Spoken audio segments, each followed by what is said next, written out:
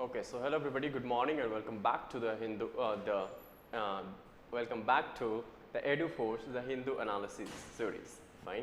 So today, as you know, the date is 20th of June and we are starting as usually with the first or the front page of the newspaper, today's newspaper.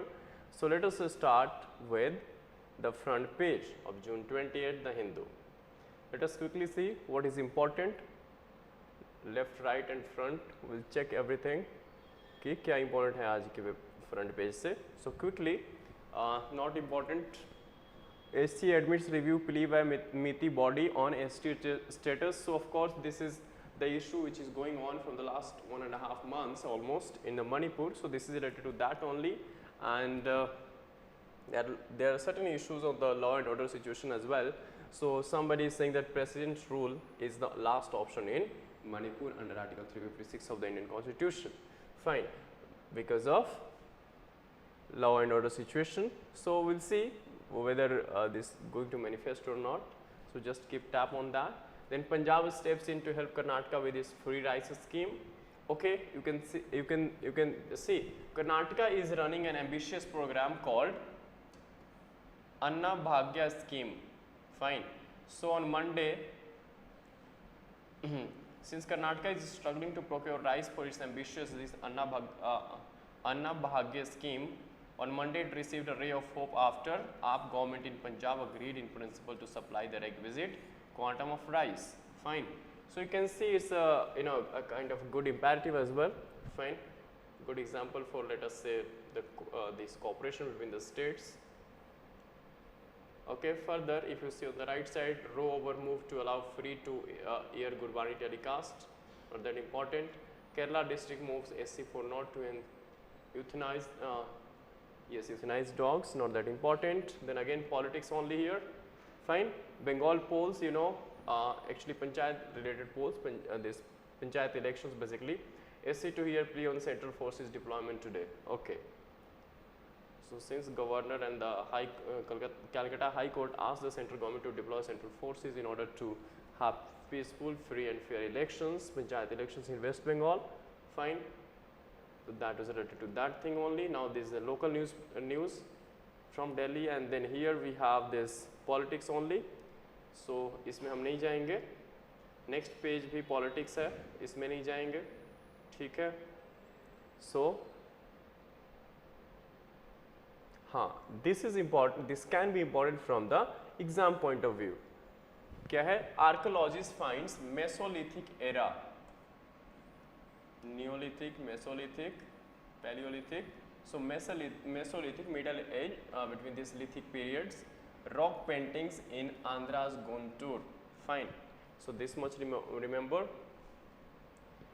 Painting of a man tilling land found at cave shelters at Orvakalu village in Guntur. Fine. So ये ध्यान रखना आप लोगों ने. Though this is a news per se, but it could be important. Fine. कि ये चीज़ कहाँ मिली है, इस चीज़ का ध्यान रखना आपने. Especially it is कई बार आपसे river पूछ लिया जाता है कि कोई river है, कोई water body है उसके around या नहीं, तो इसका भी ध्यान रखना हमने. ठीक है. Like while surveying the lower river Krishna, vary to ascertain the architectural features of shrines. So of course this is related to, he identified, basically Mr. Kanan Babu, this surveyor, identified new prehistoric rock paintings on the walls and ceilings of natural rock shelters on the hillock at Orvakalu. Fine. So this much is important. This is a prehistoric rock painting, fine, and which has been found on the walls and ceilings of natural rock shelters in Guntur district of Andhra Pradesh. Fine. So keep in mind this much. Okay. WhatsApp talking about privacy. Now we have landed on the most important page, that is the editorial page, and we will be starting our discussion from this two articles important. As I have already told about you about this grassroots peace, free and fair elections to local bodies are not possible without peace. That's important. This is related to basically the context is West Bengal, of course, panchayat elections, which scheduled to be held on July 8th, and on the front page, even if we have seen that Supreme Court is going to this here a plea which has been filed with respect to the deployment of central forces in West Bengal. Fine. So this much is of course free and fair elections imperative for any democracy. Fine. Or is the essence of any democracy. Fine. That's it. But let us focus on this. Yesterday, if you can recall, on the same side, the first main article of this paper was related to India-US relation, and there were some positive things in especially the first column, and then we had lots of negative things. Fine. So that's why we discussed in that manner what was important for us.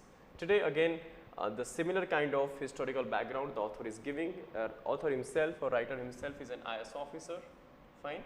So a rising India in world's dance steps with the US.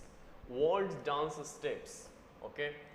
In dance it has different meaning, but waltz is an Italian word, remember, it means to turn or revolve.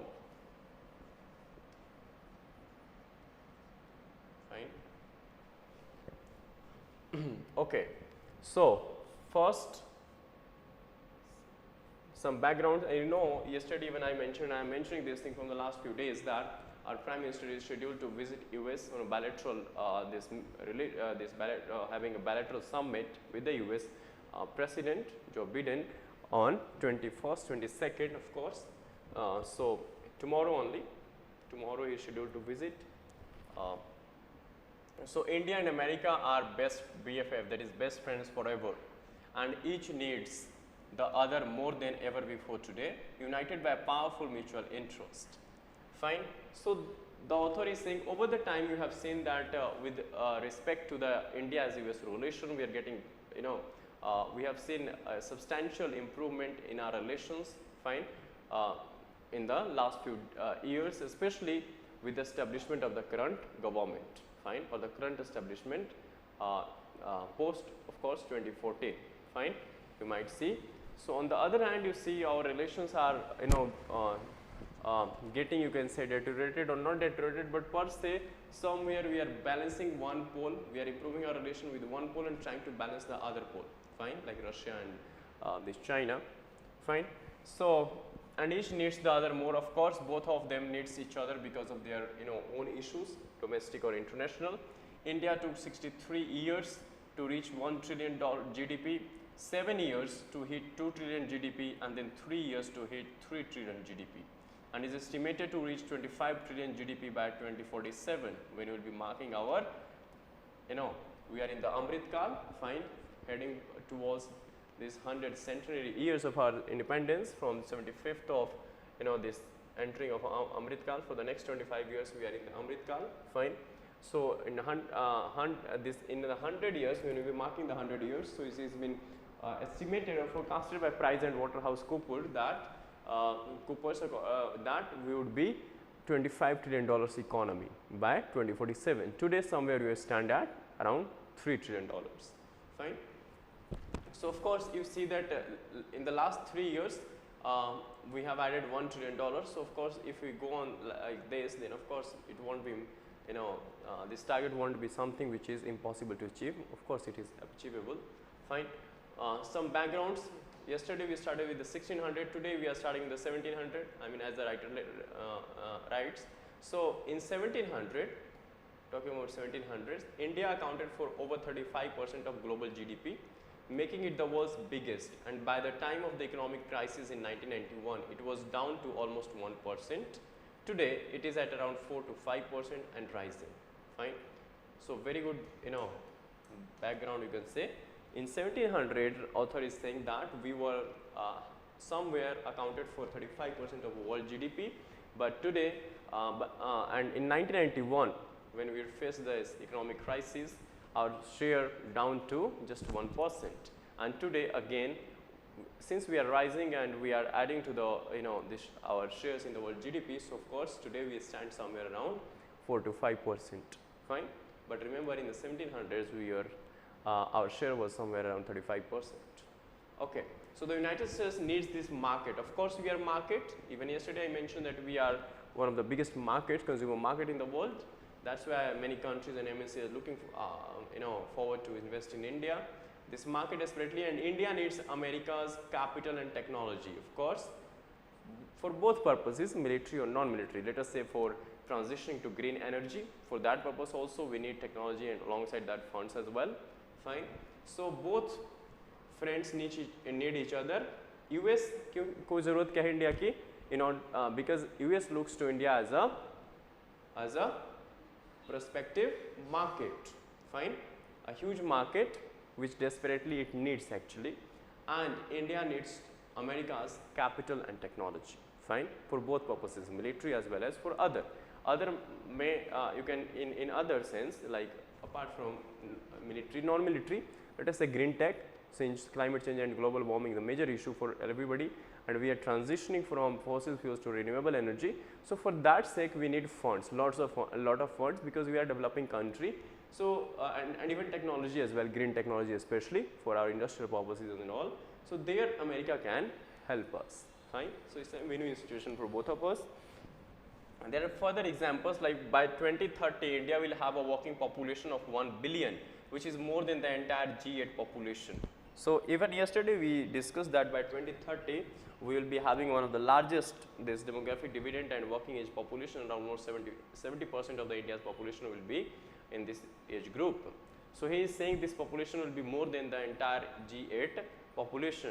Today it has internet coverage almost equal to it, that is almost around 90 crores we have this of internet users today. As recently as 8 years ago, India's per capita mobile data consumption was one of the lowest. So this is a very good example that how we can change the things or how we can achieve, make our own, stride.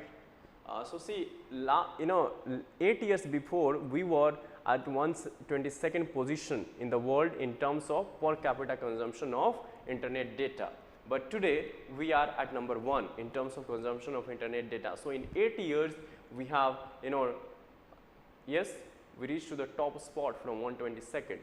So it's a huge milestone. Fine. And today, because of competitive prices and all, so of course was one of the lowest in the world earlier, and today it is ranked at first rank, more than that of the US and China combined. So even China and US combined together we cannot match the per capita mobile data consumption today that is we are consuming. Fine. Which is helping take prosperity to every nook and corner of India indeed, but for what good reason we are using their data, fine, or burning their data, that also makes difference. A green friendly success story. Okay, green friendly.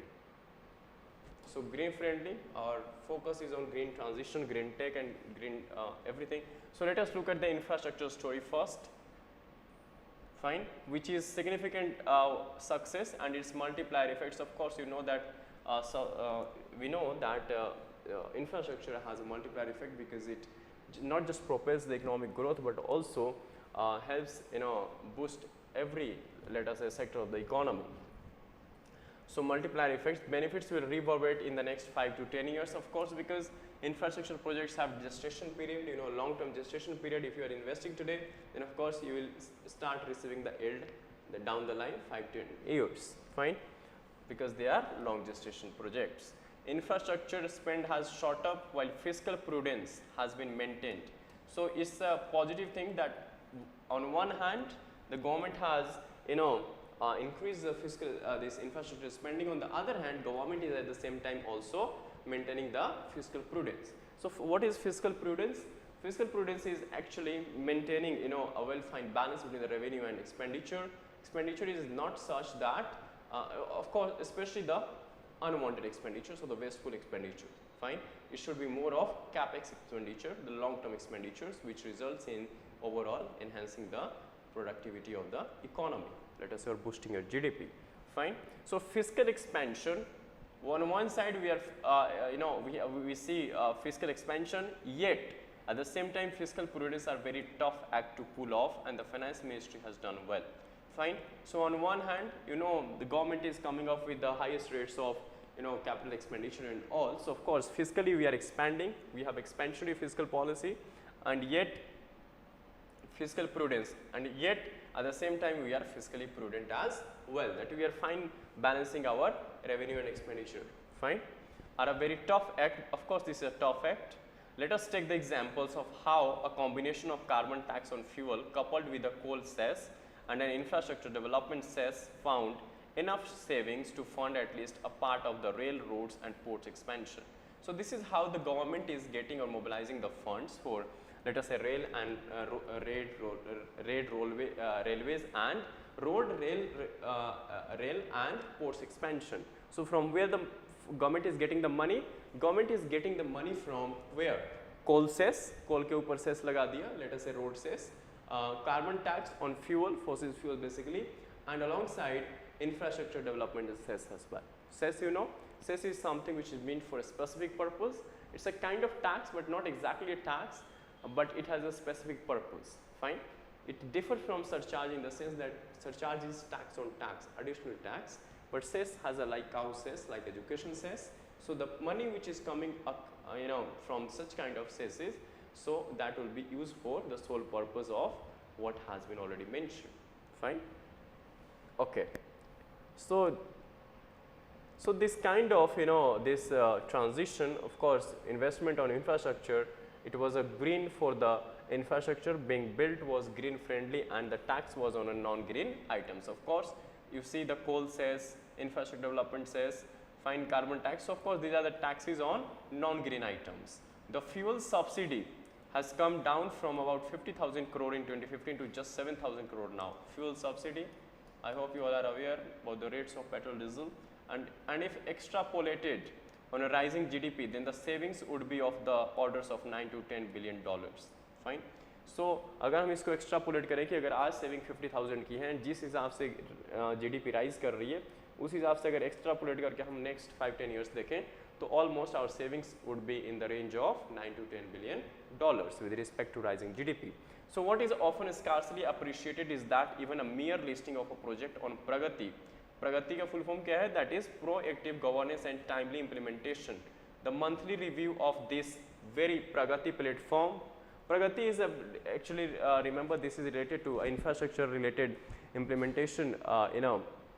This review or is a platform which keep tab on the implementation of the infrastructure projects both at the center and the state level, and it is reviewed every month. Monthly review of this is at the every union and state government stakeholder by the Prime Minister himself.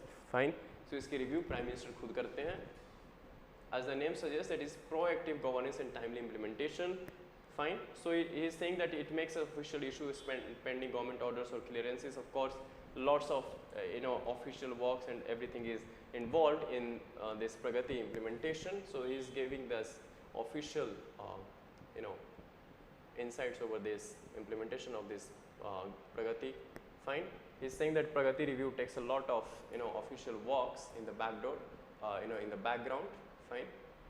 So that's not that important, but of course any work requires a lot of time and efforts. Okay, so further second example he gives, alongside Pragati we have Gati Shakti, a geospatial information system. Over layer powerful tool prevents unnecessary and random cutting of roads and forests, saving time and resources. Pradhan Mantri Gati Shakti, again to give Gati, that is speed to the infrastructure projects. Fine, it is a platform which hosts around multiple ministries, departments and divisions, which takes care of, like for example, here it gives example of roads and forests. So forest comes under Ministry of Environment, and roads of course more Ministry of Roads and Highways. So both there are multiple ministry and departments over being hosted over Gati Shakti platform. So of course they all have coordination. Fine, not like blindly cutting the trees and then road kab banega kya banega. So in coordination they are working. Fine. For the first time, the private sector was allowed into commercial coal mining, leading to Odisha, West Bengal and Chhattisgarh, all non-democratic alliance states reaping huge rewards. Fine. So first time coal mining में commercial mining को allow की गई. Fine. And all these opposition ruled states are reaping the benefits of the same. Fine. While no new oil exploration contracts was awarded between 2010 and 17, by 2023 end 5 lakh square kilometers will be under exploration contracts. Fine. So you see this infrastructure related and of course energy sector focus as well. A boost to transparency and efficiency. Fine. So in this paragraph he talks about transparency and efficiency, of course related to infrastructure projects. Money for mega infrastructure projects spent was also made possible due to another unspoken reform of the public financial management system, PFMS, Public Financial Management System. So what is it? PFMS, it is a centralized transaction system to improve the transparency, accountability and efficiency in government financial spending and to plug waste and leakages. Through these platforms, government this finance ministry allows to, let us say, purchase something, find those set of goods or services available on this platform, and also to have purchases on mostly in this through the online transactions, fine, in order to plug the leakages and all, corruptions and all. So it has driven what was often considered impossible to do, a centralized core database integration of different platforms with banks, thereby enabling direct payment to beneficiaries, reducing time and cost while enhancing efficiency, fine. Of course, like we make Google payment today, like GPay and all, fine. So of course it reduces both time and cost, fine. To date, about 1200 million beneficiaries and this much of banks, fine. So how much of transaction has taken place today? It is in the worth the value of around $1.64 trillion over through this mechanism or system of public financial management system. So this much of the worth of transaction has taken place through this platform. Likewise, well, impressive progress has been made on road construction across India. What is not much talked about is the Parivahan system, which is one-stop system for transport across 1400 transport offices, enabling leakage-proof revenue collections of 4,000 billion through the registration of about 350 million vehicles and 150 million licenses. So again, we have Parivahan platform, like we have this Parivahan app, like we use Digi India this for storing our this digital certificates, let us say license, registration certificates of vehicles and all. So we have Parivahan app as well, where our Parivahan system which takes care of all these interlinkages, fine, of registration of vehicles alongside the this road tax collections and all revenue collections. So India gets 100 billion in remittances. You know, we are the one of the largest, highest remittance, one of the recipients in the world, not one but with the highest recipient nations in the world, fine, is a tad less than the overall global migrant population of about 280 million, fine. So around 20 million he global जो population है 280 million उससे कम है हमारी ये remittance, fine. So it is a huge, fine, who are influential and now extremely proud and confident on the global stage. Earlier, India would stand as one among the 195 countries of the world at any global gatherings, but today it stands shoulder to shoulder with G8 as an equal partner. See the change in the last 8-9 years. Earlier we used like a one among the 195 nations, but today we stand sharing shoulder to shoulder with the G8 nations. India's global rise is largely because of the Prime Minister's personal outreach and ability to build a strategic friendship with the world leaders quickly and with mutual values. And to add to this, of course, Mr. Jaishankar's skills, laudable, of course. Astute understanding and articulation of India's position on global stages, of course. So India needs to give up its non-alignment hang-ups of the past and measure each situation. So we are the partner in the non-aligned movement, of course, that we did not want to ally ourselves either with US bloc or the Russian-led bloc, fine, during the Cold War eras. So each situation on its merit and national interest. So author is saying now is the time to give up this hang-up or hangover with this non-alignment kind of things or platform, fine, or blocks, let us say, and of the past, and let us take every measure based on the ground situation on its merit and national interest, like it did with Russian oil. Of course, Russian oil served our purpose, so we kept on purchasing. We keep on purchasing. Even today, we are Russia today is the largest exporter of oil to India. Fine, replaced Iraq. So of course, we'll do business with the countries with,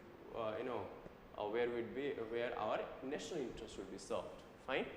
So that's what we are doing. India got oil at a competitive price and did the deal, refined and sold a made in India product back to the Europeans. So we did not just import, or we are not just importing, oil from Russia, but also refining the same Russian oil and then exporting the same to the European nations. Fine. The nations which have imposed sanctions against Russia. Fine. So this is how we are dealing with these nations today. This was a kind of deal which would do any global private equity fund proud, whatever hypocritical lens the world may want to view it through. Fine. So of course this is a very, very good deal that we were able to extract. There is much to be done now. Finally, suggestions, much to be done. Not all things are all well, or not everything is good. Some things need to improve. So indeed a lot remains to be done. India needs greater digitalization of internal processes and better service delivery using India's stack, revive stalled agricultural reforms, build up supply chain capability and move manufacturing to India as companies look for other homes outside China. During pandemic as well, most of the companies which migrated from China, took shelters in Vietnam and all, fine, and not, we could not get the estimated number of companies that we actually wanted to, fine. So there are of course certain issues, that's why we could not, get them. So carry out deeper judicial reforms, to name a few. India has 290 billion balance of trade deficit, that is 9% of GDP, and 2 times of its pre-COVID highs, fine. So of course you have 9% of this CAD or BOP deficit.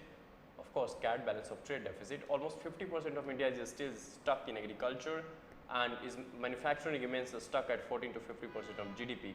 US capital and technology can help in many of these areas.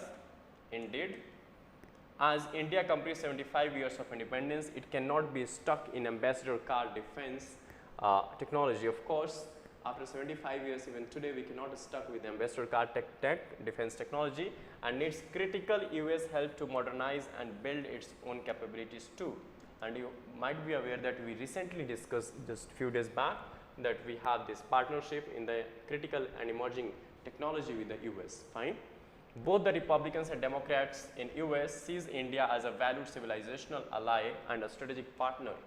So both Republicans as well as Democrats see India as a valued civilizational ally and strategic partner over many years, and an astonishing world is on.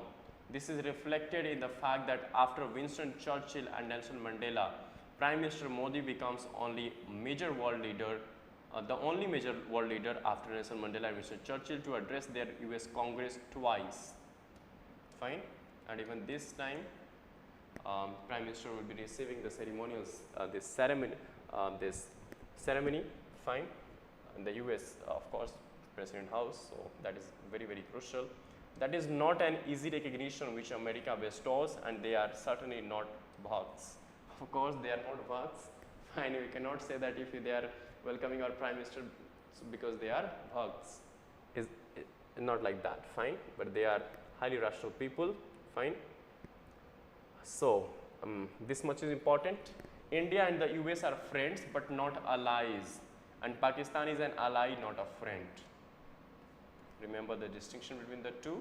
Stephen Cohen often said, the journey from friendship to ally is a short one and needs to be walked by both sides. Of course, journey from friendship to ally, in strategic relations, especially with respect to strategic relations, is a short one and needs to be walked by both the sides, fine. Here and now, why not start with an easy win? The US allows the completion of immigration formalities in 15 locations worldwide, including Abu Dhabi. As visa issues will be on the table this time, why not include Bengaluru, Mumbai and Delhi to this list? Of course, US operates or this immigration formalities or completes formalities in 15 locations worldwide, including Abu Dhabi. So why the same cannot be allowed in, let us say, our metro cities, Bengaluru, Mumbai and even Delhi, which will make travel so much easier for the average citizen to US. So very, very good piece of article, fine. Make both 2-3 things, economy, then green this transfer technology, and of course lots of facts and figures. Very, very important article, I would say, fine. You must read and revise the same. Going to the next, and that is a summit with substance. fine, which will be having a summit which will be having some substantial outcomes or substance. Okay, so let us see. This article is all about a world summit which is going to take place, soon in Paris, and this summit is known as World Leaders and Finance Moguls land in Paris for the summit for a new global financing pact. New global financing pact. Remember this much, NGFP. Okay, it's time to take concrete steps for sustainable finance and not let this be another international summit without substance. French President Macron says the agenda is to increase financial solidarity with the global south.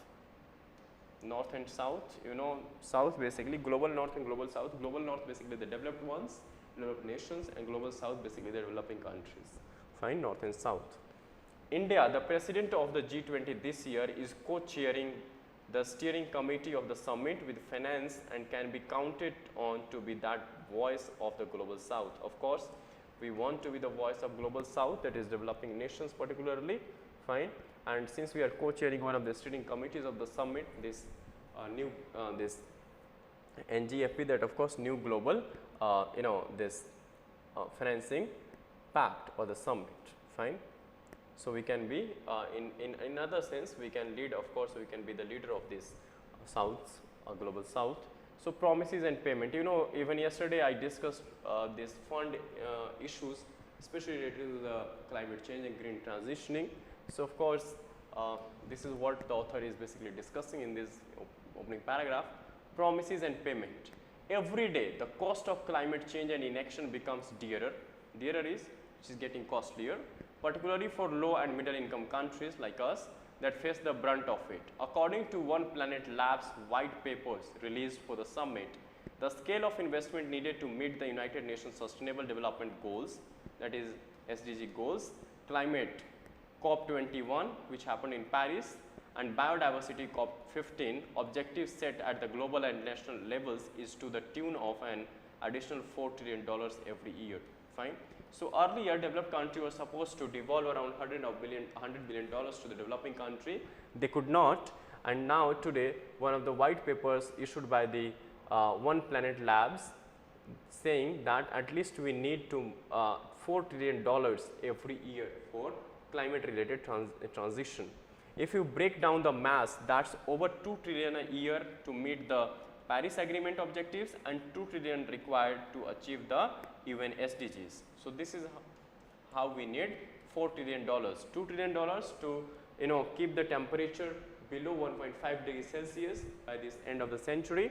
Fine, the rising temperature, and second $2 trillion will be needed for achieving the Agenda 2030 or the 16 these SDG goals, fine, of the United Nations, of course. So that so in aggregate we need $4 trillion per year. But the hard truth is that, now what is the truth? The bitter truth or hard truth is that only 204 billion of official development assistance came last year, a record in itself. Fine. So of course this was more than 100 billions or even twice the 100 billions target initially. Fine. So $204 billion, fine, flowed, this came the last year in the development assistance, especially from the developed nations. But though this was the highest one, but in comparison to this $4 trillion requirement every year, you can see this is a meager amount. This gap between promises and payments. So promises and payments ki jo gap hai goes to show that the international funding is unpredictable and poorly structured and does not address the liquidity challenges of the developing countries. For instance, only 25% of global climate investment goes to South Asia. So this is important, you can remember this fact that only 25% of global funds or this flow, actually climate investment related flows or finance goes to South Asia, जिसमें हम भी आते हैं, Latin America and Africa, these three nations, these three of course the continents which houses some of the most vulnerable regions. Further, global funds clamp down on the fiscal independence of these countries. Of course, when you receive global funds, so they try to dictate over you or even interfere in your domestic policies or the fiscal policies or fiscal independence, you can say. by posing several conditions before the money comes in. Domestically too, the tax structure of developing countries, especially even like us, domestically our tax structure, especially of the developing countries, lead to the institutional weaknesses, illicit finance flows and higher risk perceptions. Illicit finance, let us say tax avoidance या evasion के चक्कर में आप profits कम show करते हो या आप दूसरी कंट्रीज में टैक्स हेवन कंट्रीज में ट्रांसफर कर देते हो अपने प्रॉफिट्स. कॉन्सिक्वेंस क्या है इन चीज़ों की? डेवलपिंग कंट्रीज पे for their own development transitions through limited public funds of course, and it's hard to mobilize private players to take the jump here because the returns are not high enough to bear the real or perceived risk of investing in low and middle income countries. So can Mr. Macron summit turn the tide? Of course, in such a matters where the profit is not imminent, fine. So of course, private funds, of course, private players don't like making a huge investment or jump into such kind of things, fine. And only such things, especially developing countries, taking care of their own self through the limited public funds. So that's the issue the author is discussing. Now, three components. The finance summit is scheduled in the middle of a consequential year, which includes discussion around reforms of the World Bank, India's G20 presidency, the UN's SDG summit, the UN Secretary General's Climate Ambition Summit, and COP28 going to be held in UAE this time. That will include the first global stock take under the Paris Agreement as well. So this COP28 is going to review for the first time the promises made and where we stand today with respect to COP21 December 2015 Paris Climate Agreement. So the summit will be successful if it can serve as a critical point for the transformation of international financial and developmental architecture. This summit talking about, which is going to take place in Paris, it must therefore include three components: pact, platform and pathway. Important, very important. Whenever you want to write the same, you can quote the same in your GS papers and anywhere, wherever you find the relevant things. This is relevant. So pact, platform or pathway. First, create a pact for global flows of finance that covers two levels of social contracts, domestic and international. Fine. So first, sign a pact which covers two levels of this finance flows that covers both two levels of social contract. First is at the domestic level and second is international level. At the domestic level, high debt limits the fiscal space of developing countries. Of course, high debt, yesterday even I mentioned that even our debt to GDP ratio is more than what has been stipulated in our FRBM. So, in majority of the countries, debt to GDP ratio has overshooted, especially after the COVID pandemic. So, of course, this high debt to GDP ratio limits fiscal space or fiscal space that we have at the domestic front. Increasing this space of countries would need modernizing and standardizing existing tax structures, clamping down on illegal cross-border money movement, and empowering tax administrations and curbing ineffectual fossil fuel subsidies. So all these measures can mobilize funds domestically. These efforts should be accompanied by a proportionate taxation of actors and goods involved in emission intensive global flows. Like European Union is coming up with the carbon related border adjustment tax, fine, carbon border adjustment tax. So this kind of mechanism could be there. So at the international level, now these things could be done at the domestic level. Now what is at the international level? So finance is needed for adaptation as well as loss and damage stemming from climate change. Therefore, the international social contract must rest on a strong foundation of global solidarity rather than, so international climate finance or this social contract must rest on the solidarity rather than empty pledges, fine, promise, but that is an empty promises, not able to fulfill the same. New resources can be mobilized by tapping into global flows such as taxing the production of fossil fuels, shipping of goods and transportation of fossil fuels. For instance, taxing each barrel of oil just $1 would generate around $30 billion per year. This could be one of the suggestions. Such an approach decouples financing for the vulnerable from the political resistance of taxpayers in rich countries. Okay. Second is related to create a global platform. First was pact, second is platform, and third is pathway, way forward. Create a global platform to de-risk finance and mobilize large volume of private investment in sustainable infrastructure. Sustainable infrastructure, basically green infrastructure related things. Vulnerable countries need several types of blended finance, of course, hybrid finance or blended, for scaling renewables, clean tech for livelihoods, transitioning away from fossil fuels, and the co-development of emerging clean technologies. Financing these needs novel mechanisms such as global clean investment risk mitigation mechanism that pool risk across geographies and lower cost for all. So, of course, he is saying that for all such green transition related investment, we need some new sets of mechanism at the global level, fine, and one of the mechanisms could be global clean investment risk mitigation mechanism, fine, that pool risk across geographies and lower cost for all countries. Basically, particular attention should be given to hedging against currency fluctuation risk that increase the cost of finance. So, hedging is basically avoiding the risk or safeguarding the future risks. Currency fluctuation risk, basically exchange here it's talking about the risk related to the exchange rates, basically exchange rate fluctuations that increase the cost of finance. Transparency and real time data can bridge the psychological and financial divides. So, at the global level, transparency and real time data flows can can come out as a solution to the psychological and financial divides between global north and south. Finally, that is pathways. Chart a political pathway that creates time-bound deliverable on climate finance from one summit to another. So, time-bound delivery of promises, whatever with respect to finance, basically climate finance. Everything won't be achieved in a single finance summit, but finance summit can prevent the can from being kicked further down the road. Of course, saying that everything cannot be achieved in the single summit, but of course, this Paris or this France summit can be one of the icebreakers from being kicked further down the road. The summit must outline the maths of finance, the mechanism of delivery, and establish the momentum for real investment over the next 2 years. When we approach the 80th anniversary of the United Nations in 2025, reformed finance for sustainable development should have formed the basis for renewed and meaningful multilateralism. So, of course, we are going to mark the 80th anniversary of United Nations in 2025.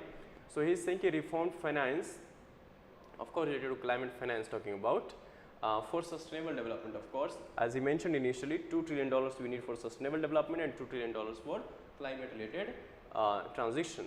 So, of course, a reformed finance for sustainable development should have formed the basis for such renewed efforts and meaningful multilateralism. When in the year 2025, when we will be marking 80th anniversary of United Nations. The global south, from where the bulk of global growth will come, has earned its seat at the table. The dishes served must now suit their plate. Fine. So, of course, he is saying a global south has got its share, but still the last line is very important. The dishes served must now suit their plate or the taste. Fine. Whatever they are being offered, it must suit to their needs or the taste. Fine. So, a small article, but a very impactful one. Fine, very important one. You can use some of the suggestions from here, that is pact, 3 things: pact and pathway, and of course, what was the second thing? Pact, platform and pathway. These 3 things you can remember, you can take away from this article, which is very, very important. Fine. Now, this is related to decoding the Adani report, not going into that. Lot of things has been already said related to this. Fine. We will be rather discussing one of the important this article from the Science and Tech. Phonons on the chopping block are sound particles, quantum 2. So, phonons are what? Phonons are basically the you can say quantum energy. Energy of what? Energy of, let us say, sound particles. So, are they be quantum 2? We will see what is quantum mechanics. Of course, is a discipline or area of physics. on the chopping block, are sound particles quantum too? So we'll be discussing or we'll see whether they are quantum or not. So quantum computers, which basically run on qubits, so that's why name quantum, use qubits as their basic units of information. You know, the simple computers use binary numbers 0 and 1, but these use qubits in the different algorithm set. We will see what exactly are the qubits. Physicists have found that packets of vibrational energy, so phonons are vibrational energy, behave like packets of light energy using new kind of beam splitter. This could technically qualify them to act as a qubits as well, for which we and qubits are required for quantum computers or quantum mechanics. Okay, so first come first, quantum computers and artificial intelligence. We have we had lots of discussion related to artificial intelligence in 2-3 classes. So quantum computers and artificial intelligence are two of the emerging areas of interest in the realm of computing. Indeed, recently IBM published a paper in which it claimed to have demonstrated that a quantum computer could solve a useful problem that today's conventional computers cannot. As a result, merited by concerns that their computational might become too unreliable when they also become complicated. So of course, anything especially the emerging tech, when it comes or evolve, they also bring some negative things, let us say, or harmful things, or let us say some risks as well, or unreliable things as well. For example, related to artificial intelligence, we have lots of issues, concerns related to the artificial intelligence, which we have already discussed in our previous this Hindu analysis series. Fine, but today they are saying that of course with the this such kind of new set of this quantum computing and all, of course there is also some computational risk and unreliability as well. Fine, we'll see how. So these two things makes it complicated. What are qubits? So that is important. So quantum computers use qubits as their basic units of information. As I said, the simple computers use binary numbers 0 and 1 in order to of course this for transforming or transferring or for this their own information, set of information that basically they give to us. So a qubit can be a particle like an electron, a collection of particles, or a quantum system engineered to behave like a particle. So qubit is basically a particle. It can be anything like electron, a collection of particles, or a quantum system. Particles can do funky things that large objects like the semiconductors of classical computers can't, because they are guided by the rules of quantum physics, for example.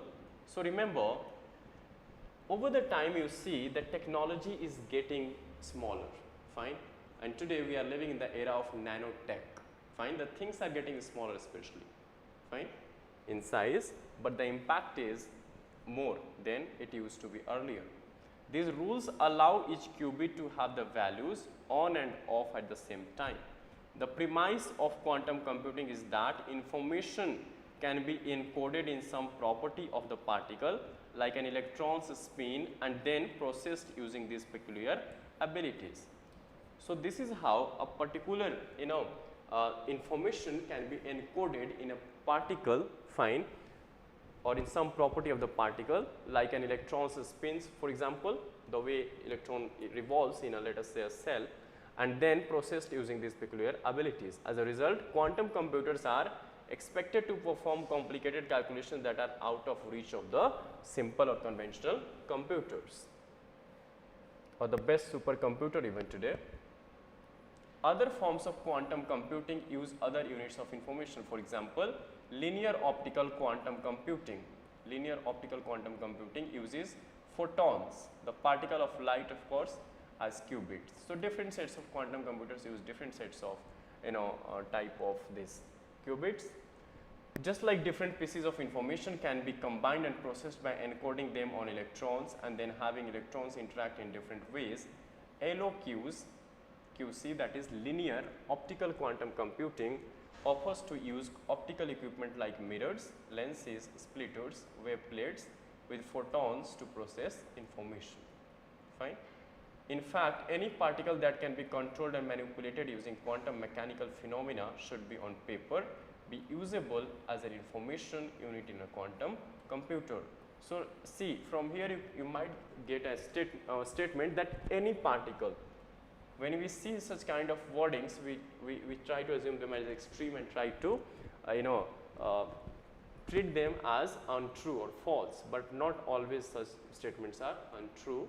And in fact, any particle that can be controlled and manipulated using quantum mechanical phenomena should be on paper be usable as information unit in a quantum computer. So, any particle can be used provided they are controlled and manipulated using quantum mechanics. Understanding phonons now. Phonons are basically energy particles. So, physicists thus wondered whether they can use phonons as qubits. Photons are packets of light energy. Similarly, phonons are packets of vibrational energy. Let us say sound energy. Fine, like photons are energy of energy of light, let us say, but phonons are energy of vibrational, some vibration, let us say sound. Fine, so energy of sound.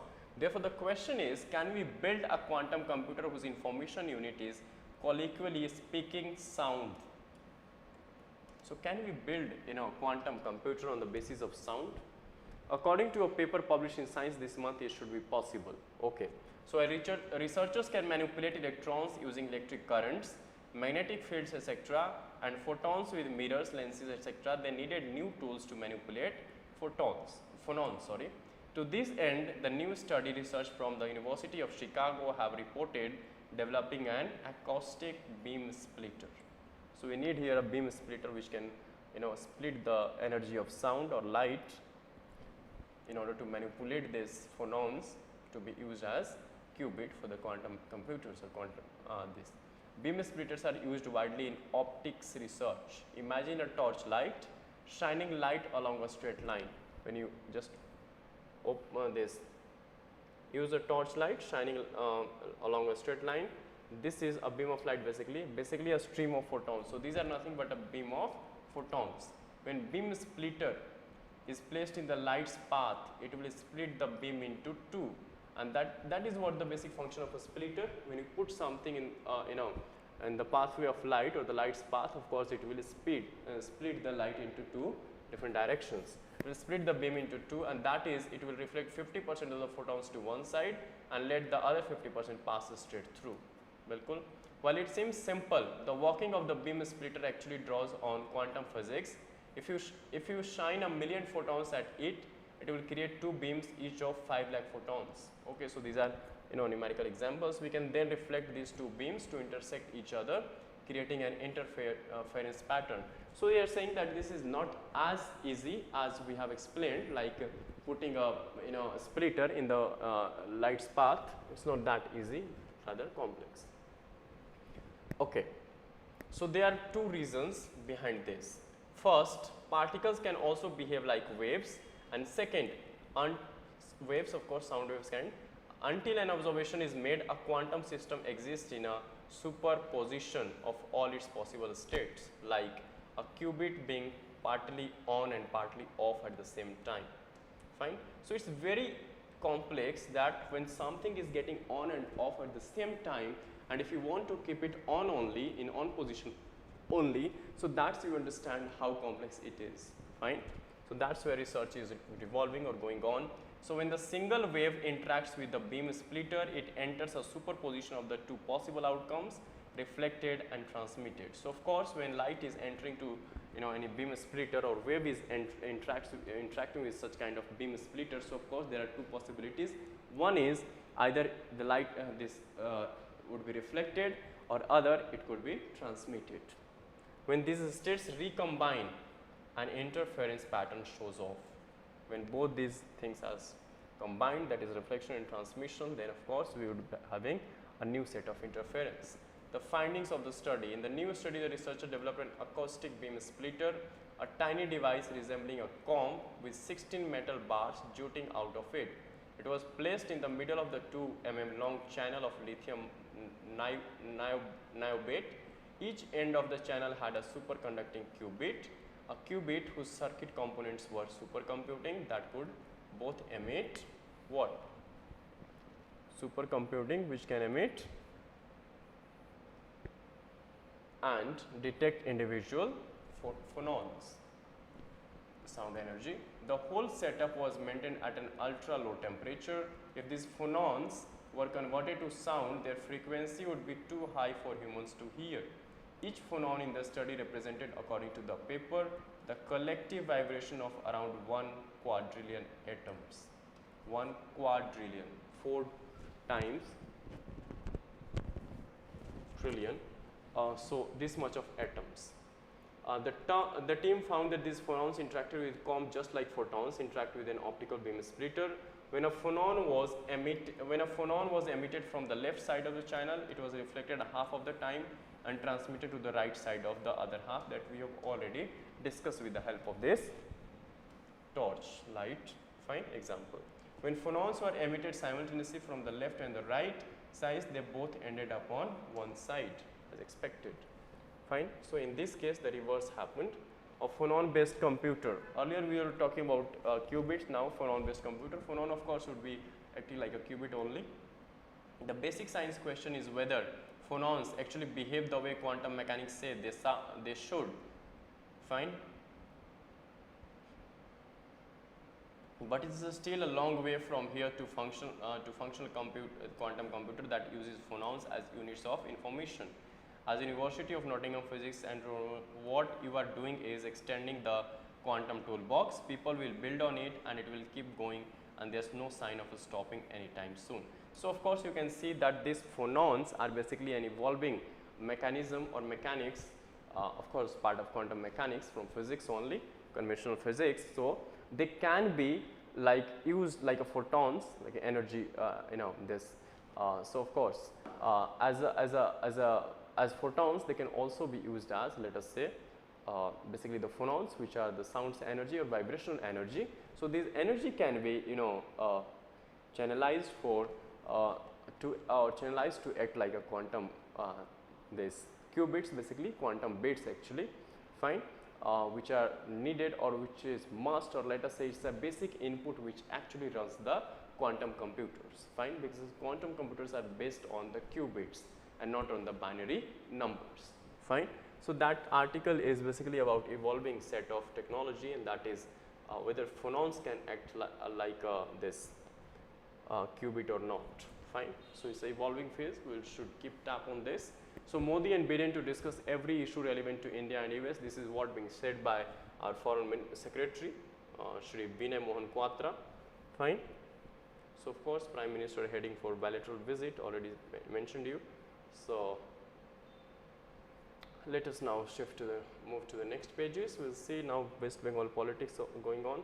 So India gives INS Kirpan to Vietnam, focuses on enhancing defense relations and security with Vietnam. Okay. So we have gifted INS Kirpan.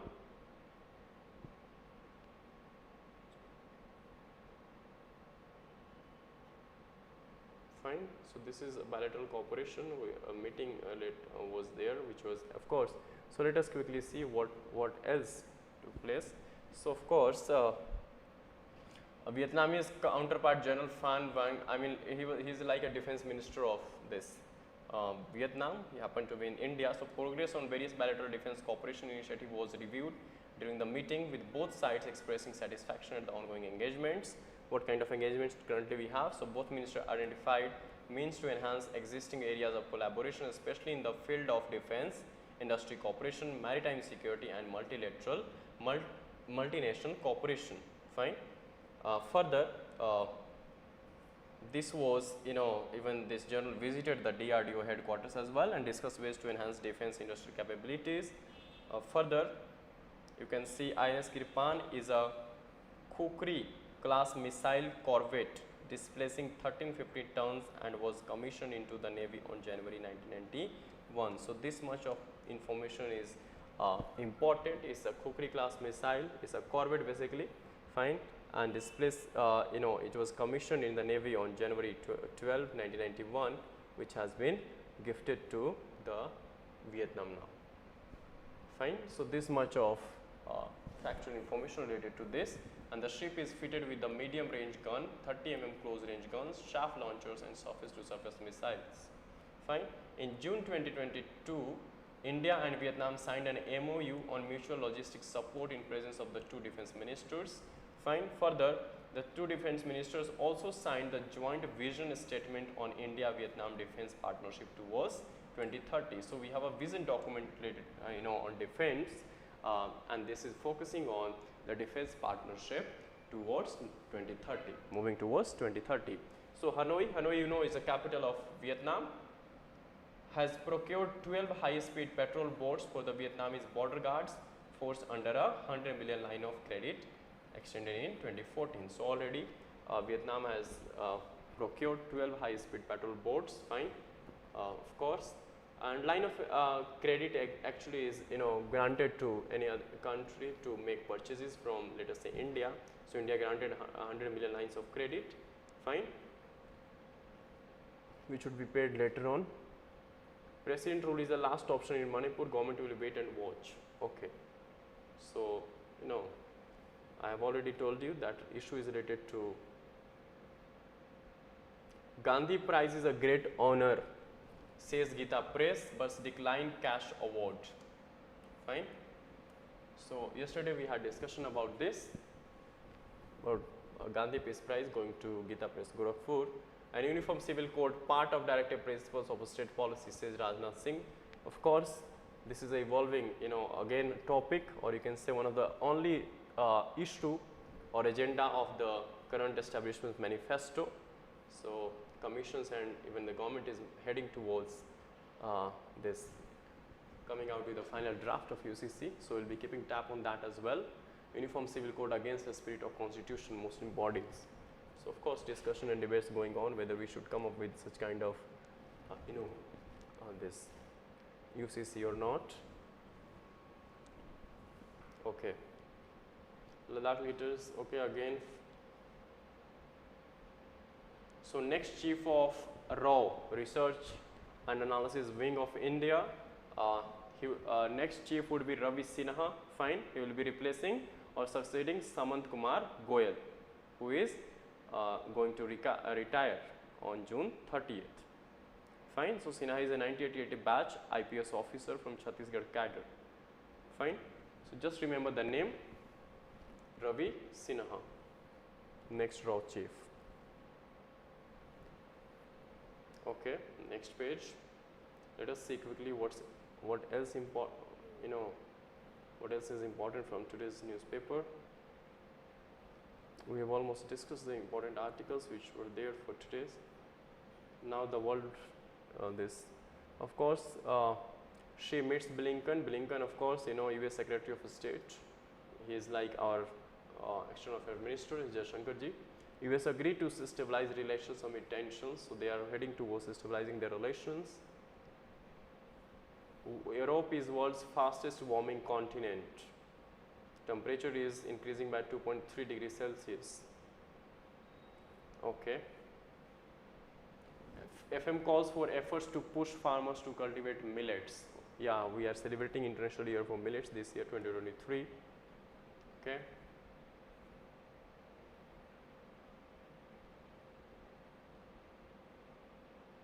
Okay. Okay, finally we have landed on the sports pages. Okay, so that's it for the from this today's 20th June the Hindu analysis. If you have any query, you can put the same in the comment section. Thank you for being with us. Please stay tuned for tomorrow's Hindu analysis. Until then, take care and keep revising. Thank you.